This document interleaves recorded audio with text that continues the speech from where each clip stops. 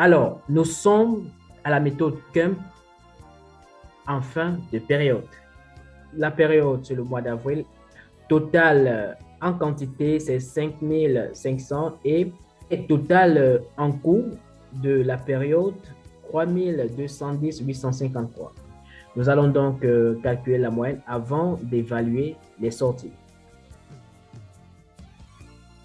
Alors, on a dit que la formule, c'est le coût total. Nous prenons le coût total divisé par la quantité et nous avons la moyenne. Voilà. Bien, nous avons consommé combien? Nous avons consommé, souvenez-vous, à l'ancien exercice, nous avons consommé 3500.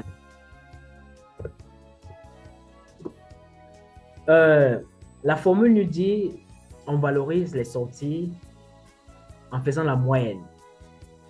Nous allons prendre la moyenne ici, de 584.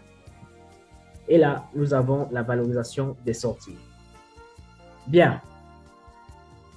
Alors, le stock final. Souvenez-vous que le stock final que nous avons, c'est le stock pratique, c'est le stock réel. Le stock final figure de 1900. Nous devons calculer maintenant le stock théorique si réellement c'est ce stock que nous avons dans nos données. La formule dit que le stock final est égal au stock initial plus achat moins les sorties. Bon, de toute façon, la démonstration de cette formule, vous pourriez la constater dans la précédente séance. Stock initial 1500, bien sûr, ce sont les 1500 qui sont ici, donc en quantité. Ici, il s'agit de calculer le stock final théorique, d'accord? Parce que le stock final qu'on nous a donné, c'est le stock final réel, le stock physique. Donc, nous allons calculer le stock final théorique. Achat 4000 sont des 4000 qui sont ici. Alors, sortie 3500, d'accord? On va simplement respecter la formule.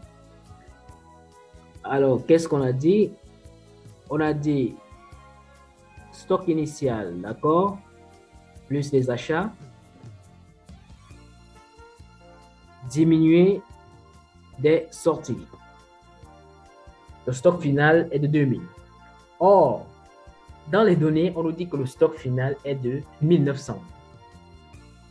Alors que lorsque nous calculons, le stock final doit être de 2000. Donc, il y a un écart de 100. Ça voudrait dire qu'on a un mali d'inventaire. On ne peut rien changer. On modifie simplement nos données. On met 1900. Et nous constatons une perte mali d'inventaire de 100. Voilà. Bien, que ce soit le stock final, que ce soit le mali, le coût unitaire reste le même. D'accord? Alors ici, on va mettre le dollar pour mobiliser la cellule. Voilà.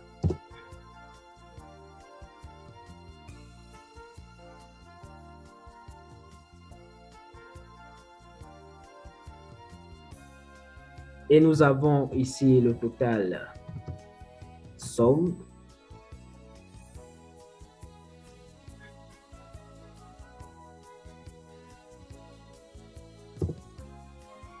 Voilà. Et là, bien sûr, nous avons, si nous vérifions la moyenne, ça fait bien 584. Alors, vous voyez bien qu'avec la méthode CUMP en fin de période, le calcul du coût unitaire au niveau des sorties n'est pas un souci. Il suffit de faire la moyenne au niveau des entrées en faisant coût total de la période divisé par la quantité totale de la période. Et nous avons le coût unitaire pour valoriser nos sorties. Bien, voici ce qu'il en est de cette méthode. Voilà, c'est d'ailleurs la méthode la plus facile à aborder. Alors, qu'est-ce qu'on peut retenir ici? C'est simplement bien calculer la moyenne pondérée du coût unitaire en faisant le rapport entre le coût total de la période et la quantité totale de la période.